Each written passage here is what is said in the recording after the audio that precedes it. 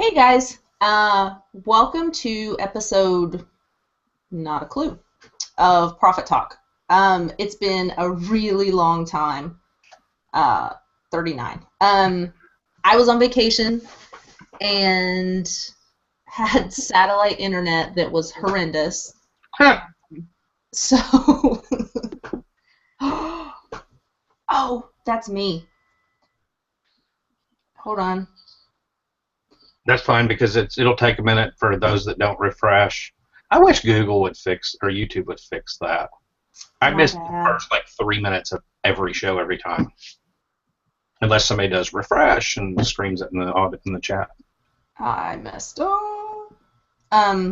Yeah, so anyways, there was no internet that was even remotely usable. And we just didn't want to come home because it was so cold. So we stayed down south for a couple of months. I think we got down there at the end of November, I think. I might have, oh, that's right, no, we went to Florida. Did it snow? Did it snow while you were on your little Tennessee trip thing? Yeah. Remember, I can't get in my top driveway. No, did it snow in Tennessee any? Oh, just a little bit. Like, there was like a little dusting for a day or so. It lasted like a day or two, but, I mean, you could still see the grass. Did you see your top driveway, as in like one of your driveways? Yes. We got sleet this morning. I was so excited. They had all the barricade things by all the entrance ramps to the highway or whatever. They had them all setting by, like all ready and all that crap. And it's like sleet, and it was gone in like an hour, and that was it. Didn't even like make it slick enough to like break your ankle on the driveway or anything. It's like It snowed so cold bad that here. Danica could only get into one of her driveways. I know. That's horrible. I feel bad for you. The second driveway just goes around the back of the house because the garage is To the butler's quarters. underneath. Right? Yeah. That's where the help goes in. Oh my god. I felt like so dirty having to use the help's entrance to my home. But we're supposed to actually have more weather this Friday. Today Wednesday? Yeah, Friday and Saturday. Yeah. We're supposed to, I think it's supposed to snow here tomorrow night. There's still snow on the ground, like a lot of snow on the ground. Well, it's awesome when you live in a town that has like it never snows, so it's not worth their time to invest in snow moving equipment or whatever. So their answer is, hey, we have road trucks that we fill potholes with. We'll just throw sand on the road or whatever. And Sand is better than salt. So it literally kind of shuts everything down, so you know if it's going to snow or sleet or ice or whatever, go ahead and plan on staying in because you're not going anywhere. So it's pretty cool. It's kind of nice. They don't close anything here for really any weather-related reason. I mean, it would have to be like -30 blizzard conditions for them to close like schools and things here. Yeah. It is. It looks like it's going to be like 50 to 60 degrees and like sunny the rest of the week here. That is not cool. Colorado. I think that our highs are like 20. Oh no, I'm sorry. Tomorrow's 26 and then 28 with snow. Yeah. I mean, it could change at any time, but yeah. Yeah. It's 37 and foggy right now. Go figure. Yeah. I'm not big on the cold. I really hate the cold. I like how it's been lately. I mean, it's not like it's been perfect. There's been a couple of days that were kind of bad, but I mean, it seems like the road. There was like a week there where it snowed really bad one day, and then the roads just never got cleared, and it was like ice for a week. That was annoying, but it was really hard to get around. Actually, like I couldn't even drive. Like you would slide everywhere. That was like a month ago. There's like a 3-foot ice berm where the plow came through and the snow was wet and then it froze really hard. So the neighbor was keeping everything clear for us and she's like, I could not get it. Like the plow stacked it up so high. So we'd have to go out tomorrow with pickaxes and stuff and see if we can't break it down. Is an ice berm, is that an actual meteorologist term, or did you make that up? No, a berm is like a small hill. Yeah, it's like a little hill. But it can't be made out of ice. I'm just I saying. thought that berms were like on shooting ranges. I got ice It's a hill of ice. A shooting range berm. It's perfect. You can go shoot guns in the backyard now. Just shoot into the snow, which I'm sure that would probably not work. But I don't think that would break. Well, it might break it. Well, if I brought the big one home, it would break up the ice. I wouldn't try it. I don't think I would. I mean, there are probably more effective and efficient ways to break it up than shooting it. You know how expensive that would be? 5.56 ammo trying to break up a ice berm. I mean, it would be fun, but yeah, it would be expensive. That would be, yeah. I can't afford that. Can't afford it. Yeah, the legal fees would be a little expensive too, I'm sure. No doubt. There are small children living across the street. So the change in people. Paul is with Dusty and I now. Deb needs to handle her stuff. She's got personal things going on, and she needs to focus her time. She'll do her morning show, but she needs to kind of turn things inward a bit and spend more time there. So she'll probably be in the audience sometimes. She's just been spending way too much time on YouTube. That's the reason why I had to dial back so much. I mean, I was doing 3 to 5 shows a week for a long time there, and now I'm lucky if I do 1, you know. But I mean, YouTube takes up a lot more time than people think. All you guys see that are watching is us sitting here talking. But I mean, if you've got a channel and you're trying to collaborate, and I mean, you don't even see all the shows that we do most of the time. I'm sure, I mean, it's impossible to keep up with. I mean, if I do 5 or 6 shows in a week, that's an hour to 2 hours per show.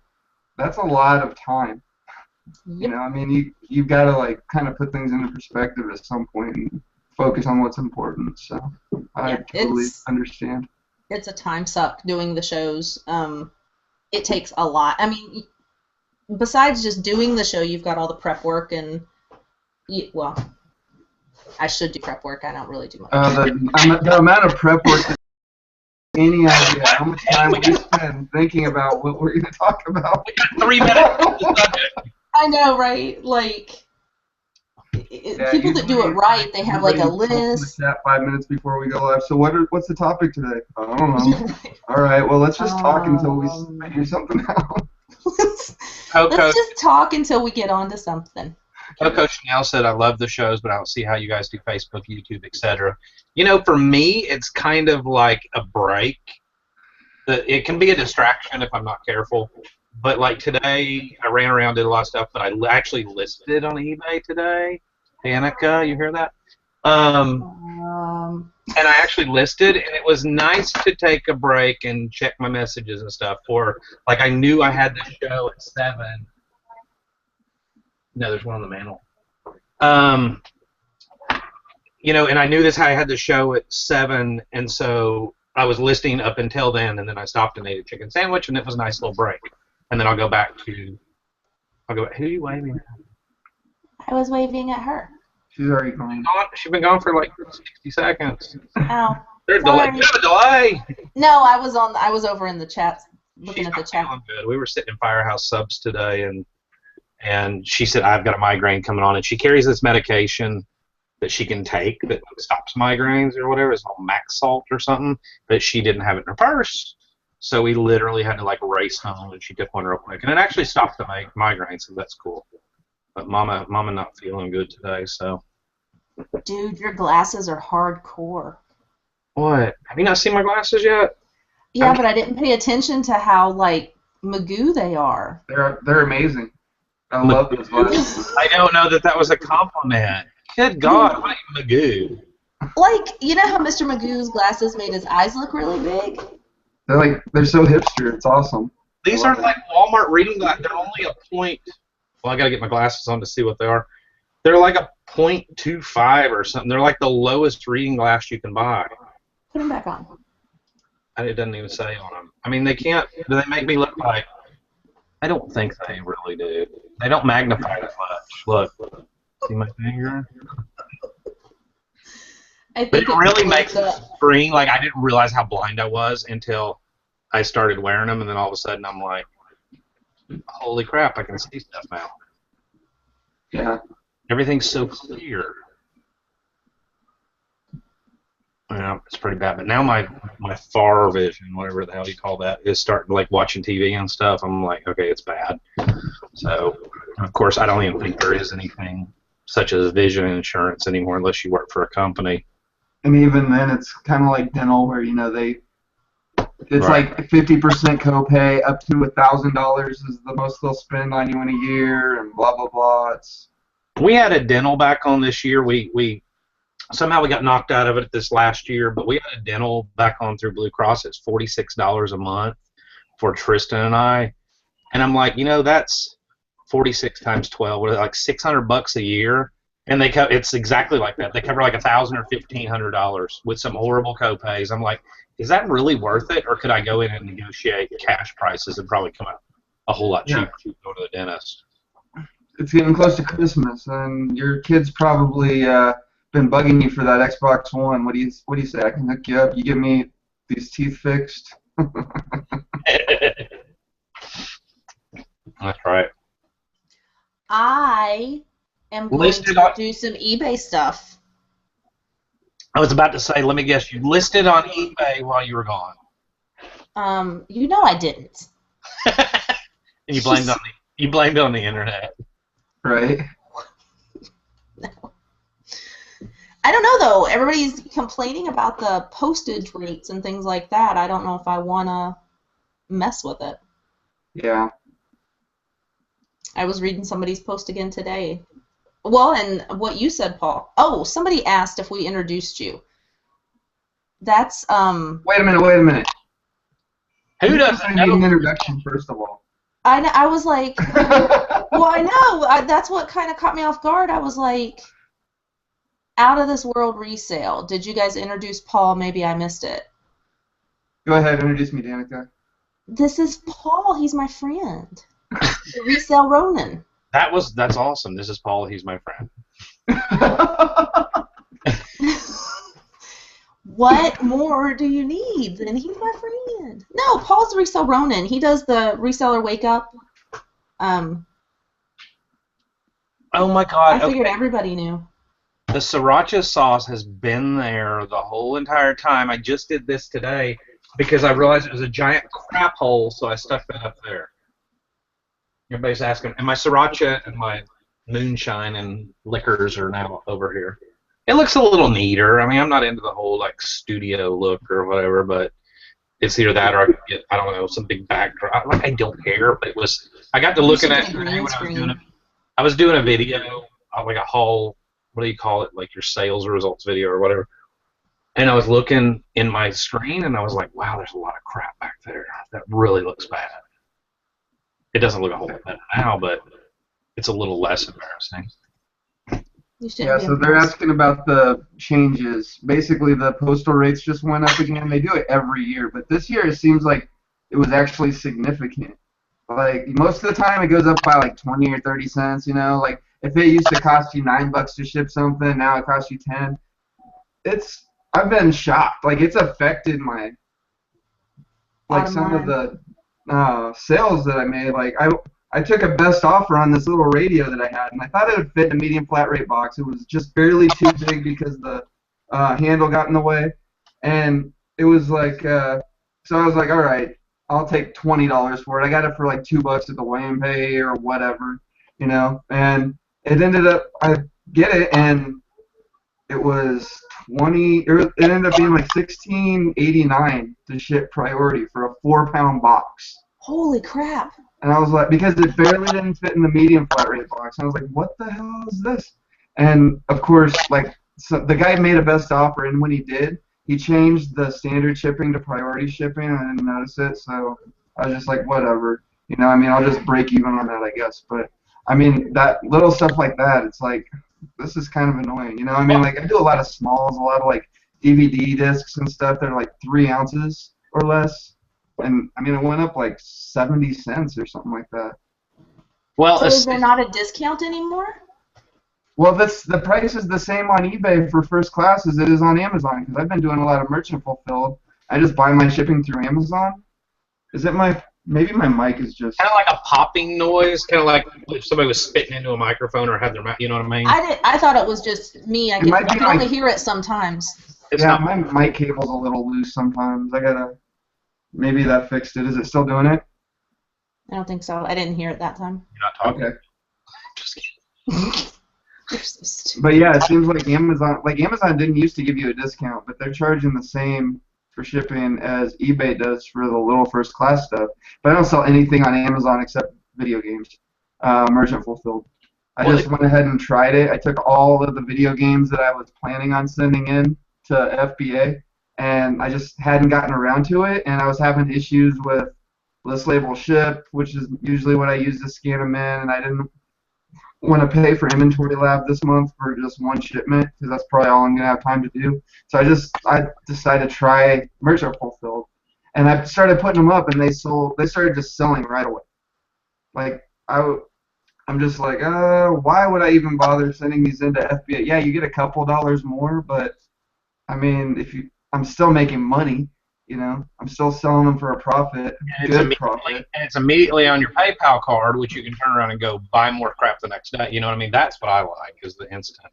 Well, no, the merchant fulfilled doesn't go. I thought you were talking about eBay. Sorry. No. I was selling it merchant fulfilled. Oh, I got you.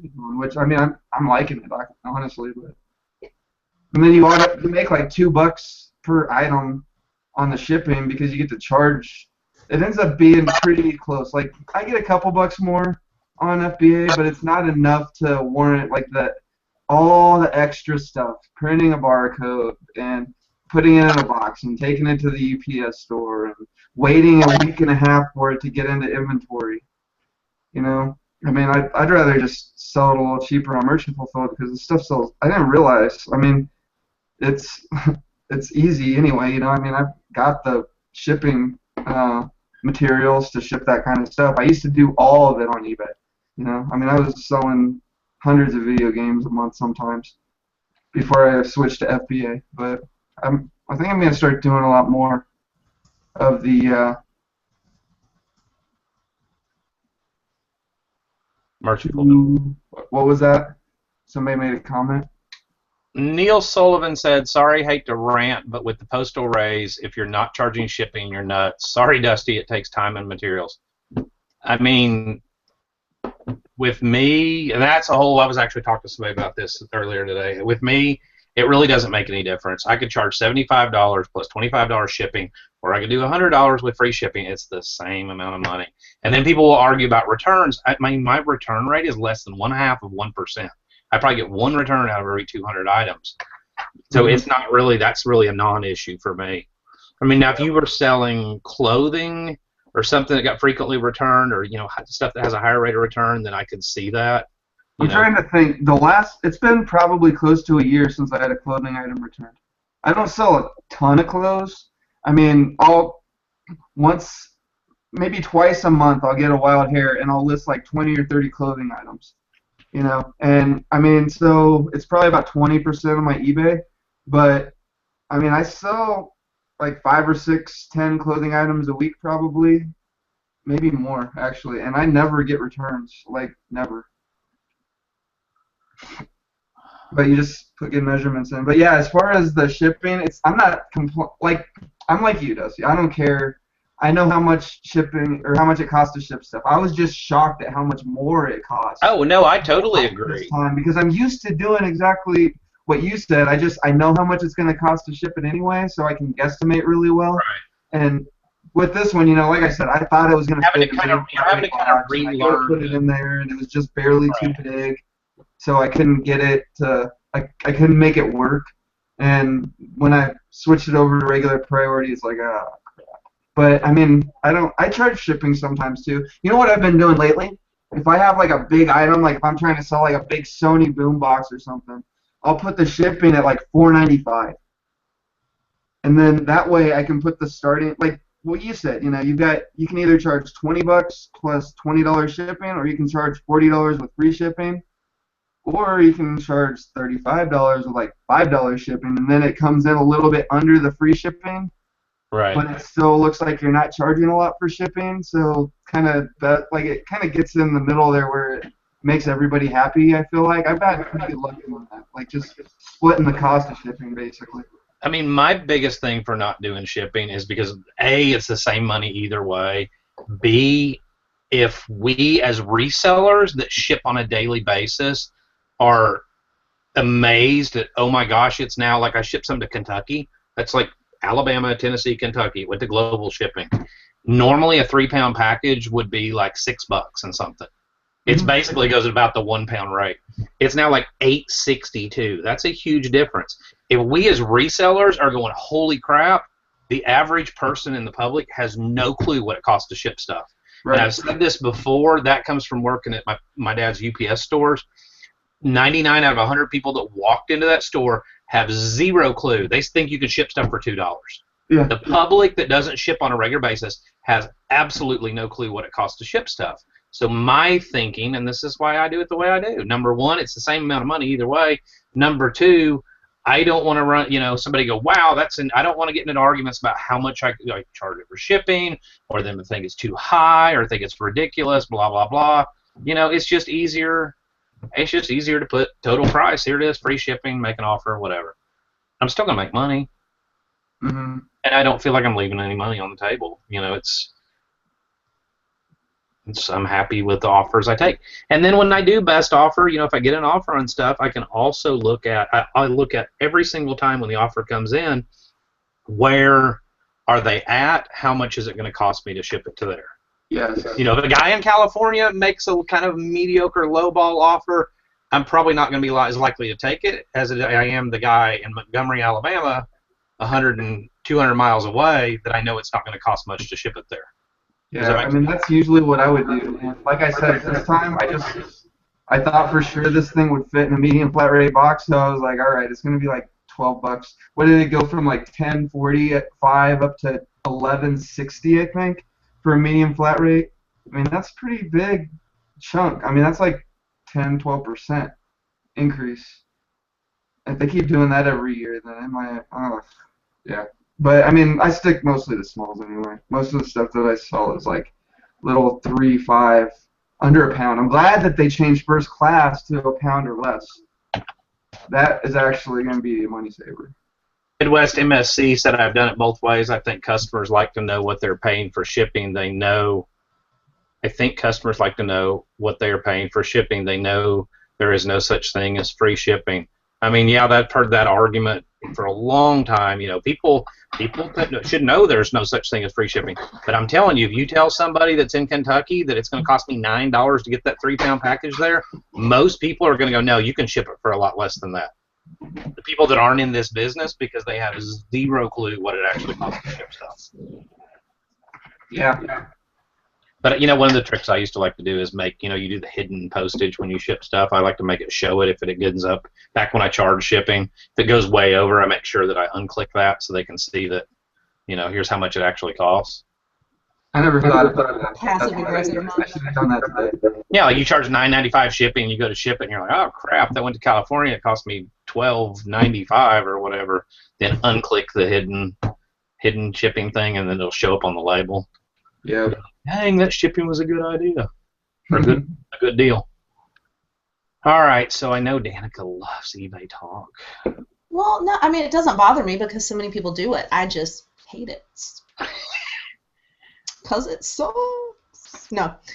I don't know. There's too much people involved in eBay. Like Amazon, I don't have to talk to anybody. You know what I mean? Like customers, I don't have to talk to them at all. Not a bit. I mean, like I said, though, I've been doing merchant fulfilled on Amazon for like the last maybe week and a half just to try it, because I probably sold like 5 things merchant fulfilled in the first year that I did Amazon. And now I started just messing around with it to see how I like it, and I actually really like it because it's like the convenience of eBay. The sale comes in, you're shipping anyway, you just throw it in an envelope, you ship it off, and you're still paying the shipping, you're still paying attention to all that stuff. But I mean, it's the same like lack of customer, like the Amazon barrier is still there between you and the customer at the same time. Yeah. Right. And plus, it seems like the people that are using merchant fulfilled sellers know how Amazon works a little bit better. And they're probably got the same mentality, like, I don't want to talk to this guy, I don't want to deal with this guy, I just want my stuff. That's what I'm saying. It's a beautiful thing. Yeah. Meanwhile, on eBay, you sell something brand new, the customer buys it, opens it, 2 weeks later, they say, hey, can I return this? And then you tell them, no, I can't return this, and then they just do an automatic return through eBay. But you forgot the rest of the story, though, where it was a DVD and they claimed their husband bought them the same identical thing. Yeah. And they had it for 2 weeks, and they opened it, but they didn't watch it. Okay, yeah, right. I know. And I look at the claim, like why they did it, and it said found a better price elsewhere. I was like, oh, you found a better price after you opened it and you watched? Yeah, okay, whatever. And it wasn't even an expensive item. That's what cracks me. It was like a $14 thing, so I don't even know. Somebody would go to all that trouble to do that crap. I know. $14 with free shipping, and this chick is like, come on, seriously? Why you gotta... At least she's paying the shipping back. I mean, that's a plus. But I mean, I actually looked, and it seems like that particular DVD sells for about the same amount, used or new. So as long as it's still in good shape, I'll sell it again. But it's still annoying. What? It just, $14. That's, you know what I mean? That's the thing. And she's paying shipping back, so she's not even getting her full $14 back. No. Why? I don't understand whatever. people. She left me positive feedback, so whatever. That was a plus, I guess. But you know, it is what it is, and I think a lot of things are easier to swallow. You know, postal increases, returns, negative feedback, crap like that. If you just learn to, it's just part of doing business. As long as it's not anything major, you know, it's a write-off, and you just keep on trucking, and you just do what you can do. I mean, some things you can't control. You know what I mean? Mm-hmm. Postal increases. I mean, my God, this is between Postal and UPS that does it every year at FedEx. I mean, this has been every year for all the years I've been selling, and every year it's like this big stink about, oh my God, postage is so high, you know, and it's like it's gonna happen. Yeah, you just have to get used to it. The faster you get used to the new rates, the better off you'll be, because you can just start adjusting. I mean, I would have taken the $20 offer on that item from somebody on the East Coast if I would have realized that something I probably would have paid like $10 or $11 for 2 weeks ago is now $17. It's like, yeah. But that is a huge jump, though. Yeah, I mean, yeah. Well, essentially, what they did is they did away with the online pricing, which I think was commercial. You got regular counter rates, commercial base, and then commercial plus. And I believe the online rates were commercial base, which is what you were getting as your eBay discount, unless you are a titanium or something power seller. I can't remember. Top-rated sellers, they got commercial plus discounts. So they kind of did away. The Postal Service did away with the online pricing. You still get a little bit of a discount with eBay, but it's like not. It's actually a little bit less than what it shows on. Like today, I had to ship something to somebody. It went in a padded flat rate envelope, and it was $6.80 on the post office website. Like no discount. That's exactly what you would pay if you went into the post office. $6.80, and it was $6.10 on eBay. So there was still a little bit of a discount there, and there is on other stuff besides padded flat rate. But it's not the drastic discount that they were giving before, which I think was, you know what I mean?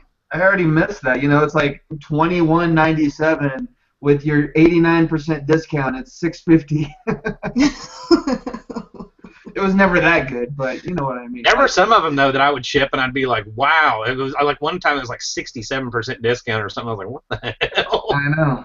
I mean, I'm still top rated plus and everything. I don't know why. I don't know if I'm getting that discount. I don't know. 99% tracking, 1.27% defects. Yeah. Like, I ship stuff so rarely, USPS, it's like personal things, really. So, like, when I shipped that box to you with the meter and the stuff, that, like, I didn't even realize that's what the priority boxes cost. Like, it's been that long since I've stuck something in a priority box. I didn't realize they had gone up. Yeah. And that's just as a person, you know, shipping something. So yeah, it looks like it's top-rated sellers and sellers that have more than 300 average monthly transactions get a discount, and non-top-rated sellers and sellers completing less than 300 average monthly transactions get a different discount that's less of a discount. How much of a discount? 2016. Okay, here's an example. 2016 average eBay label rate. If you're a top-rated seller or 300 plus transactions a month, it would be $7.79. If you are a non-top-rated seller and less than 300 transactions, it would be $8.52. Yeah, so it's not even that big of a deal. Priority mail, your maximum savings with eBay labels will be 22% as the crappier seller. Maximum will be 25% as the better seller. That's on priority. First class, it's actually, no, it's international. I gotta get new glasses. First class. Looks like the discount's gonna be, yeah. But it used to be, assuming this is an updated page I'm looking at, eBay top-rated sellers and sellers with an average of 2,500 or more transactions per month get commercial plus, and then all eBay sellers who use eBay labels get commercial base. This is the screwiest page I've ever seen in my entire life. Most of eBay's pages. It's not dated, so I don't even know if this is an old one. I've never seen a little confusing. I've never seen this page. Okay, it actually is a newer page because at the top of it says USPS rates increased January 17th. However, qualified sellers, including eBay top-rated sellers, as well as sellers 300 packages more a month, receive commercial plus pricing where available. Yeah, I mean, basically just adjust your business. You know, the way I price stuff when I go to do it, I look at completeds and sold, and if I'm selling this widget and it's the average selling price is $75 plus $25 shipping, I'm going to put mine at $100 or $99.99, you know, with free shipping. It's just I kind of add the two together and kind of got an idea. But it is definitely going to take, like you said, it's going to take getting used to the new rates of, holy cow, here's what it costs Dusty to send a 5-pound package to California. You know, because in my mind, I'm still thinking $14 or whatever. And it's probably like, I don't know, $114 now. Yeah. $74.99. God. So. Yeah, okay, so. Ooh. Look, I'm in Gryffindor. Adam Cotter said after the rate increase, totally worth it to check FedEx. I would say it's always been worth it to check FedEx. And make sure that when you do any of your listings, if you're selling on eBay, it doesn't matter on Amazon because they just ask you to ship the item out within like 4 days or something like that. Like something really ridiculous. You have lots of time on Amazon, so you can ship stuff however you want pretty much. But on eBay, I always do standard shipping on anything, just in case, so that I can double check FedEx and compare the prices, and that way I get to choose which way it goes. Well, Joe was saying that going through a FedEx account was cheaper. It depends on how you set it up and what kind of rate you can negotiate and how much you ship and stuff like that. I mean, you just have to call and get the right sales rep or the right person and talk to them. And then if you show that you're doing a lot of shipping, I mean, you can get great discounts. Yeah. But, you know, if you also don't do what you say you're going to, I mean, they don't always keep your discount either. Right. Yeah, I mean, I like SmartPost has been really cheap. It takes so long. Like every time I've ever used SmartPost, I don't have issues, but I always have people asking why it's taking so long, or is this supposed to be here? Like I had this one lady say that, yeah, I got a delivery confirmation that it was delivered, but the date was in 2 days, like 2 days from now. it was like she got the confirmation on like the 15th or something, and then the delivery confirmation said that it's already been delivered on the 17th or something crazy like that with Smart Post. But then she got it the next day and she was like, "Oh, never mind, it's fine, thanks." Gave me positive feedback, all that. But I mean, I've heard horror stories about Smart Post. It is cheap though.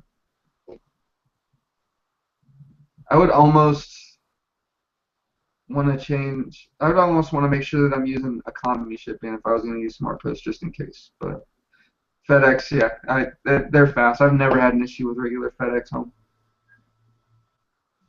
I didn't realize that all the FedExes were separate entities.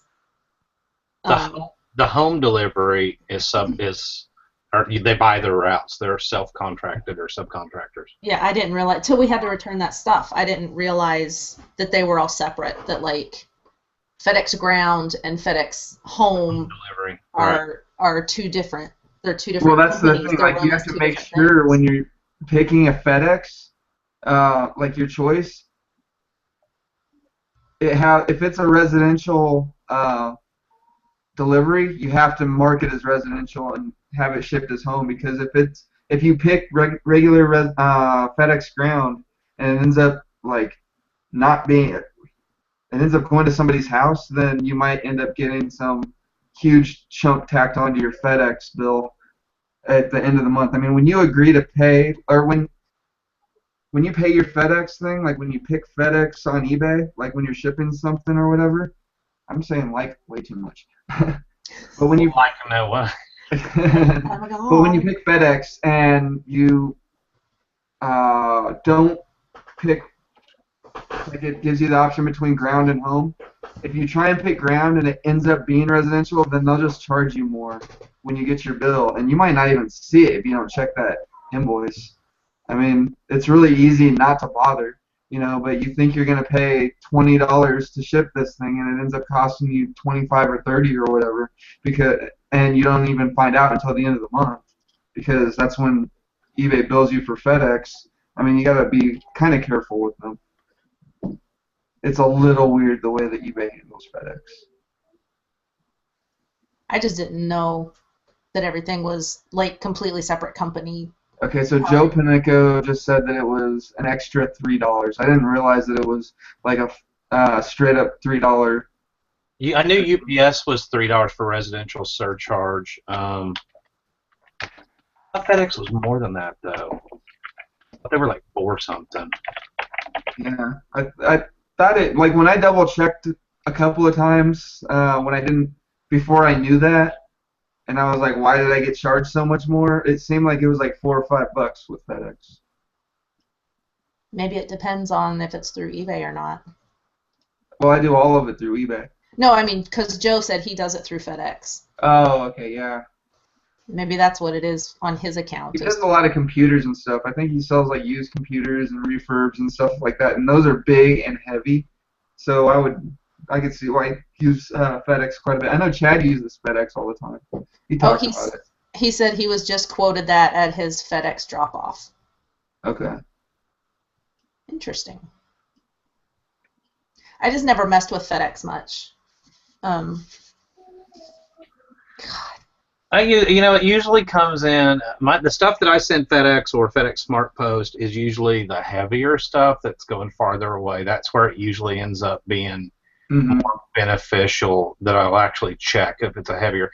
If it's under a couple pounds, I really don't even click over there and check it, because you kind of eventually get a feel for, okay, if it's this side, like for me, if it's this side of the Mississippi, or which states are going to be worse than other states and which ones to check. I tell you who I feel for is people that live on like the East Coast, like Ronnie, that lives in like, where is he, Massachusetts, or what state's he in? Cape Cod. It's not a state. So anyhow, but somebody that lives like that, because a lot of your buyers are from California's a big state, Texas is a big state, and if the majority or a lot of your buyers are there, I mean that's gotta suck. But then he charges shipping. So a big enough percentage of my buyers are on the East Coast or in Florida that I feel like it's like 60 to 70%. of my sales are to the East Coast and Florida, and they're the most expensive for shipping for me. And then California is kind of expensive, and then Texas, I get enough of those, or buyers from Texas that I actually check.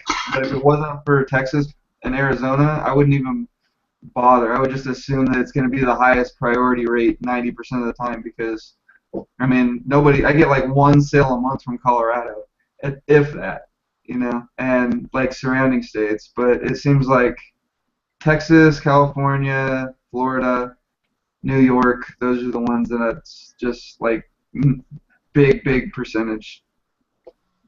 Right. But I'm always happy to see Texas because it's like one zone away. What? That was my phone. Was that a ringtone? Yeah, that was my ringtone.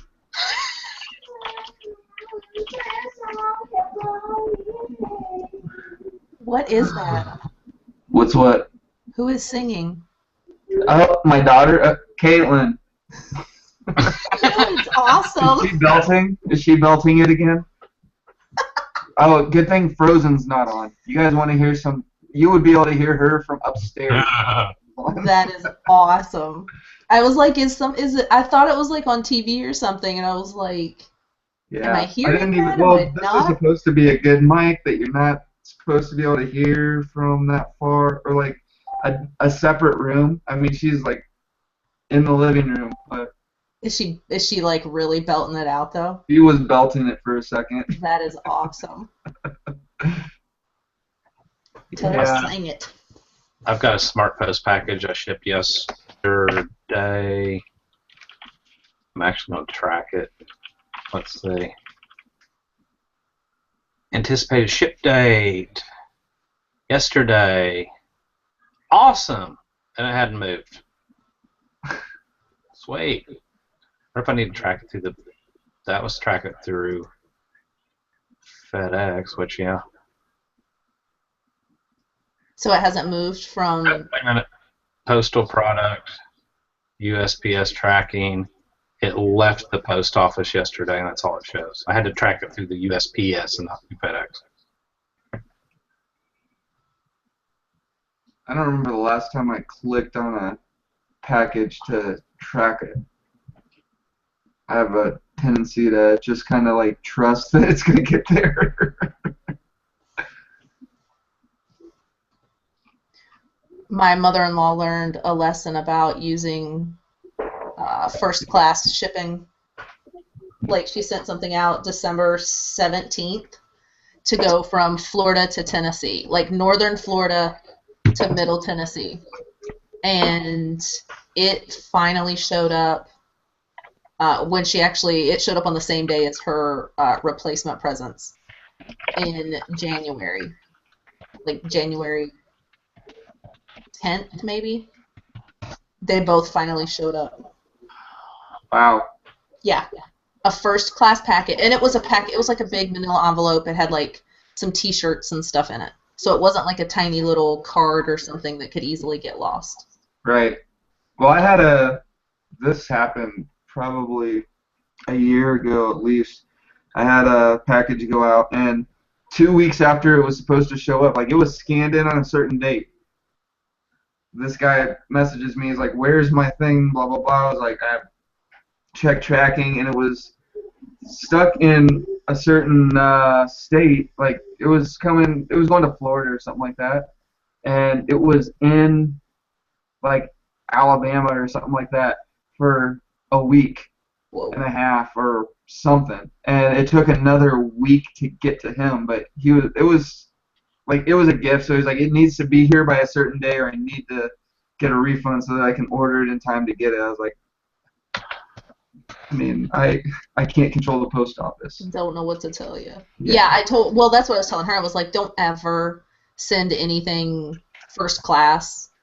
Just do it just stick it in a priority box and be done with it. My first class crap always ends up in Puerto Rico. True story.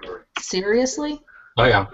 Or it just does the whole complete drop off the face of the earth, but then you go to the postal website and sign up for a text updates, and it automatically suddenly appears and starts moving.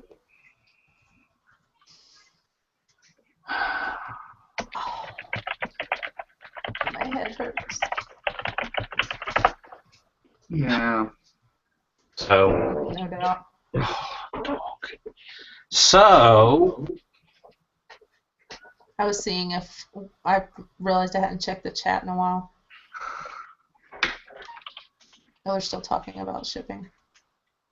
I hate talking about Danica, do you ever use Speedy for the Midwest shipping? I don't ship.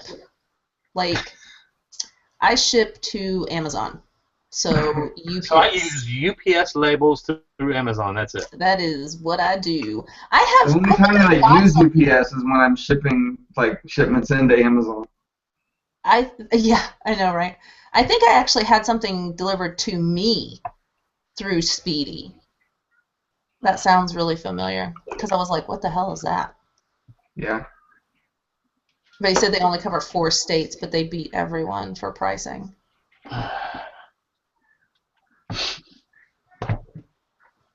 Yeah. I feel like I don't know, I did this last year too. Like I felt like I should be doing eBay and Amazon. And I don't know why.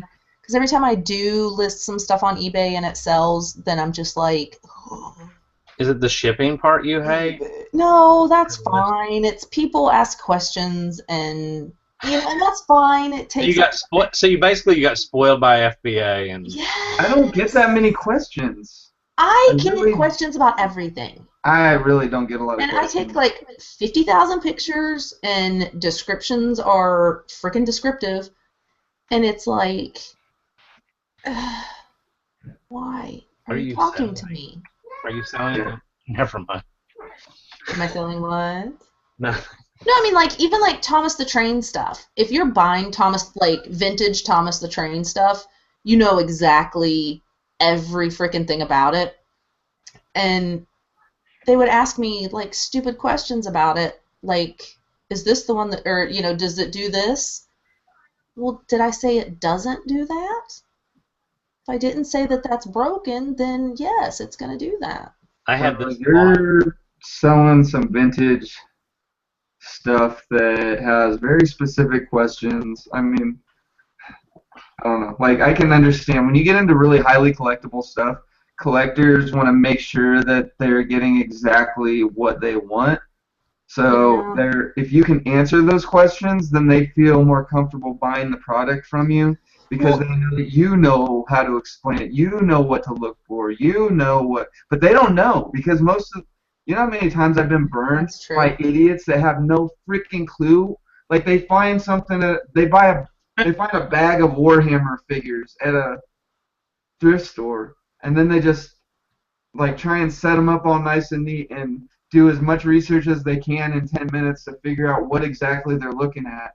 And like there are certain things that like they see some keyword that makes it worth $100 more than it would be, and they use it, and then you're not quite sure if it's that or not. So you have to ask them, look, I'm kind of worried. I mean, like, is it this, or this, that, or this, that? So you have to ask them. But I mean, I understand when you're doing collectibles how frustrating it can get. But if you know what you're doing and you love doing collectibles like me, I'll talk about that all day, and that doesn't even faze me. Like if people start asking me little questions about video games and stuff like that, or like the artwork or whatnot, the stuff that I know about, it's like, yep, this is exactly what it is. You put their mind at ease as soon as you talk like you know what you're talking about, and they buy it for top dollar, and you get them, you get paid. I like selling like our kids were the Thomas the Train stuff. They were, oh my god, into Thomas the Train. So it's like we had everything. They still haven't let me list their trains. Like the trains are still upstairs, and I'm like, guys, that's like $1,000 at least in that bag right there. That is 2 Xbox Ones. If you could really just release your hold on that, that would be great. Mom sold our childhood on eBay.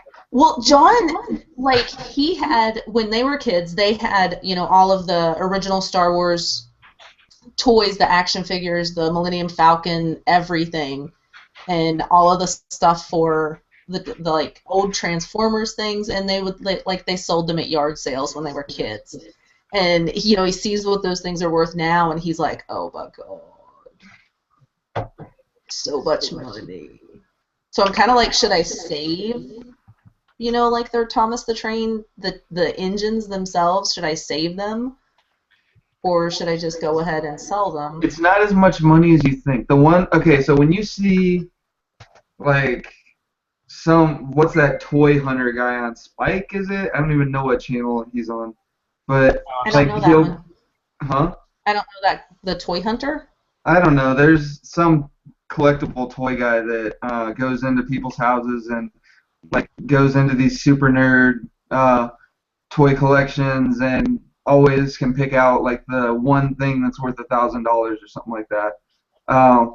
But I feel like it's a little bit staged. I mean, for the most part, most of the stuff you had when you were a kid probably wasn't worth that much. And when it's been played with and beat to crap and the arms have been ripped off 10 times and put back on.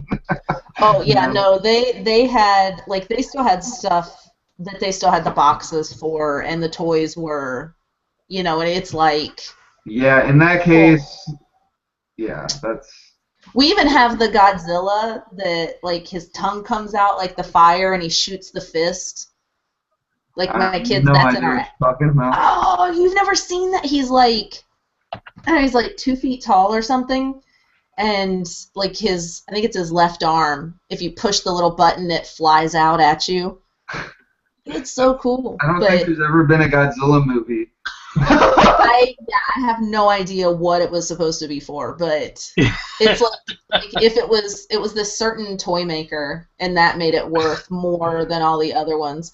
But my kids hate it, like it scared them to see it, so they put it in the attic, and now I can't find the hand that flies off.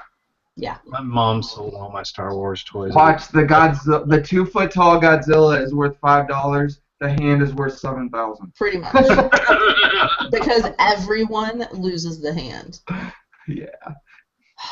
When I was a kid, there was this toy called Stretch Armstrong? I think that's what it was called.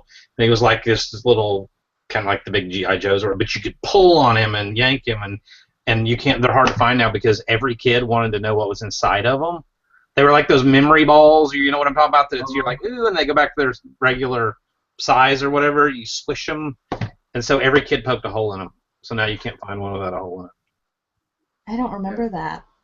Just because I'm older than you. I was a product of the 70s, not the 90s. What are those those Nerf Whistler spiral footballs? Yes. Like the old ones from the 90s. Those things sell for like $100 if they're in good shape. Seriously. But every single one of them that was ever sold ended up living on somebody's front lawn for months. Yeah. That's awesome. So I think there's something in his I think that we could probably fund a small nation with Gavin's Nerf collection here pretty soon. Like, he got the one that comes with a GoPro, and it, like, launches rockets and stuff. Oh, so Caesar, you guys remember Caesar, right? It's been a while since I've even heard from him. Holy crap. He just messaged me, he's like, Jordan Hembrow, that's the toy hunter. Hi, Caesar. What up, Caesar? I haven't talked to him in a while. I've not heard of it. I've never heard of the Toy Hunter. I have. It's actually interesting. It's like one of those where, he'll walk into a room and then he'll get that look on his face like, oh my God, I can't believe you have that, in every single episode. Right. And then he comes back and he's like, yeah, all this stuff is great, but this little thing in the corner here behind all the other toys, yeah, this is worth like $15,000 because of this little bracelet on the left arm. Yeah. So we don't have cable because we got rid of it a long time ago, but we signed up for this thing called Sling TV so that we could have ESPN to watch the Bama game. And it was like free for 7 days, and then it's like $19.99 a month, and I forgot to cancel it. So I was like, okay, cool, we got it for a month. So I'm on there last night. I'm like, like watching all these shows that I didn't even know existed. And then there was like, what's that Bizarre Foods with Andrew? Oh yeah, that's a I good didn't even know he was still on the air. And I was like, holy crap, I'm going to get sucked down a rabbit hole watching all these cool shows. But you get like ESPN, you get like A&E, you get some basic channels, and then you can add HBO for like $15 a month on top of that or something. But I just forgot to cancel it, so I guess I'll watch it for a month. I wasted so many hours watching TV down at John's because he has the whole dish Because thing. there was nothing else to do There in was the country. nothing. If you weren't shooting, you were watching TV. But there are some really good shows on. Like, I had no idea, but I wasted so much freaking time. Like, I would be Jabba the Hutt, kind of just redneck, if I lived there forever. Right. I mean, you know, like you're just like sitting there laying on the couch, like bonbons. I think I need to watching go. TV. I think I need to go post on topics in MySpace now. It was awful. Oh my God, Topics. That was our other awesome. So Danica's trying to find out about this, where they're being located to, and searches the town and Topics, which I don't know if you're familiar with the website. I guess just message boards. And it was basically like the gossip board, like who's sleeping with who's screwing around on it. It was awful. We just sat there when we went up to visit her. We sat on our phones and read it out loud. I was like, wow. It was so bad. I mean, it was literally like one of them was, okay, so who's the best one to lay up with in this apartment complex? People are like, what is there to do in this town? The answer to be like, you can smoke meth or something. It was like, really? Serious? Yeah. It was like meth's really big. You know, there's still some pot around, but It was pretty and it was like, oh my God. Well, when I signed up for my cable, they offered me like the Comcast Blast or whatever, like the super high speed, and it's freaking fast. I've got good cable speeds, internet wise, but it was cheaper to get that bundled with the internet or with the cable TV. So I went ahead and got it, and they were like, yeah, you get HBO free for a year too. I was like, okay. Well, 3 months later, HBO shut off. I called Comcast. They're like, oh no, you don't have HBO. I was like, what do you mean? They told me when I bought the package that I was going to get HBO. They're like, all right, well, we'll just give you 3 more free months of HBO, and we'll give you Stars, and we'll give you Showtime for free. But it only lasts for 3 months. Just call back in 3 months, explain what happened again, and they'll give you another free 3 months or whatever. So I guess basically I'm going to get cable, Showtime, and Stars, or HBO, Showtime, and Stars for the whole year. We've got Comcast Business. We got Comcast Business class here at the house, and I found out we can actually add 35 channels for $4.95 a month. How many channels? 35 channels. I mean, it's mostly like, I'm looking through the lineup now. It's mostly like your local CBS, ABC. Yeah, it's like basic cable plus like the WB. And yeah, plus QVC, the local government, the school board, ION. Yeah, I would say it's not worth it. The thing I like about Comcast is they've got an app where like you don't even need to have. I've got a Samsung Smart TV or whatever, so I just like share my screen, and then I go to the app, and it's got all the shows and everything broken down like by night, or I can break them down by channel, or I can break them down by whatever, you know.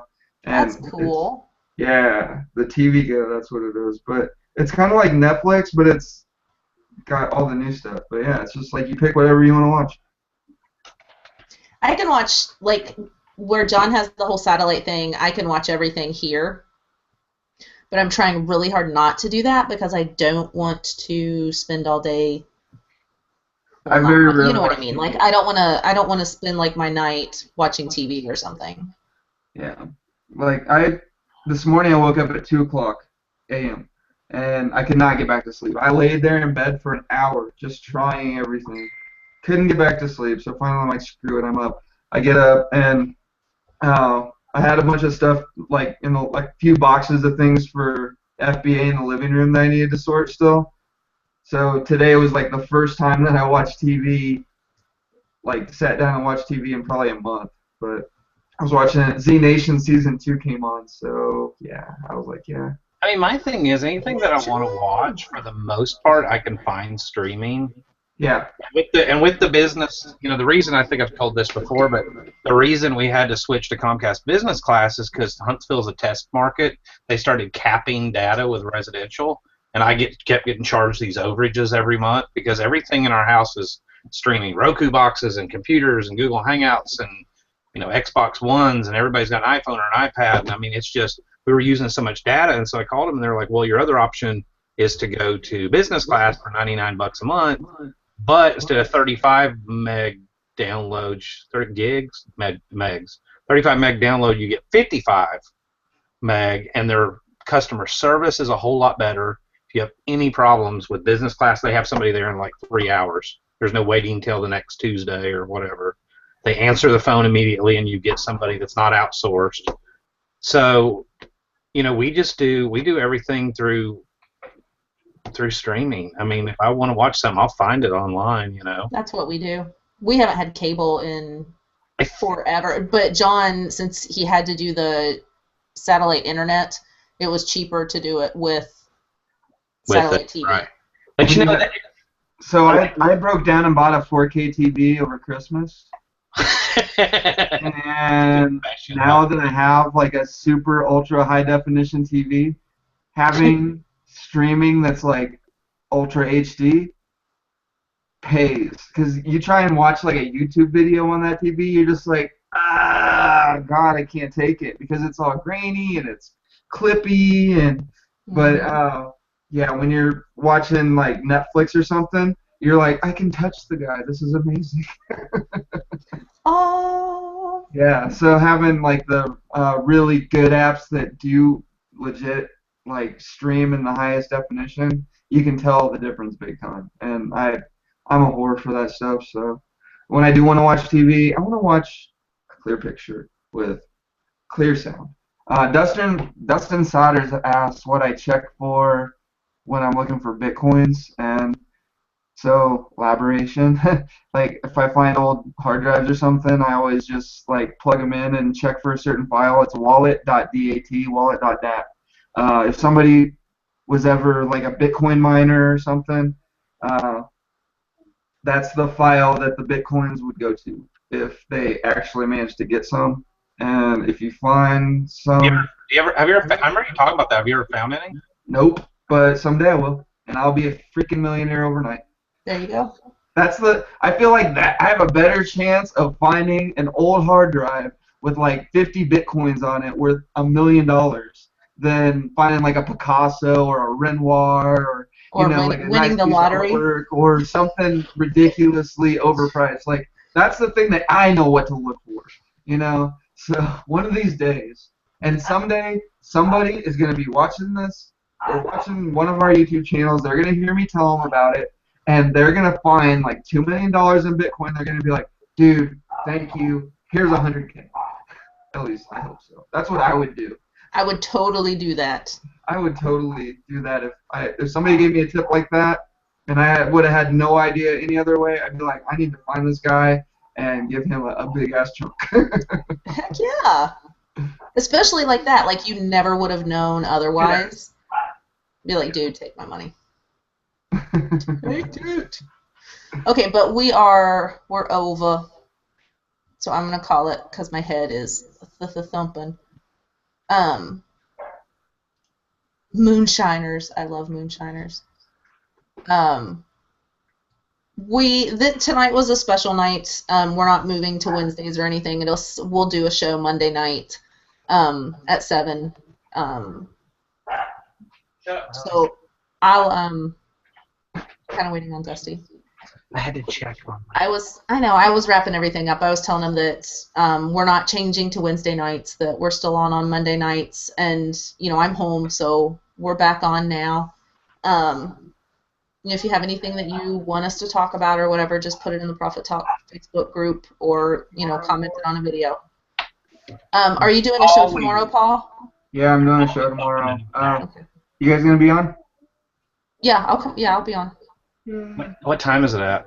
It'd probably be around 9 my time, so like 10 your time. Okay. It might end up starting a little late. I mean, I gotta take my kid to school, so usually I get back, get everything situated. It might be like 9:30 my time. That's Mountain Standard. Okay. I'm going to try to just stay snowed. This is my goal this week, is to stay snowed or iced in, have everything ready to go, lots of food, all that kind of crap, and list. Yeah. And then the power goes out. I can't. Yeah, I need to have a nice blizzard where I just can't leave. And You're forced to. That's right.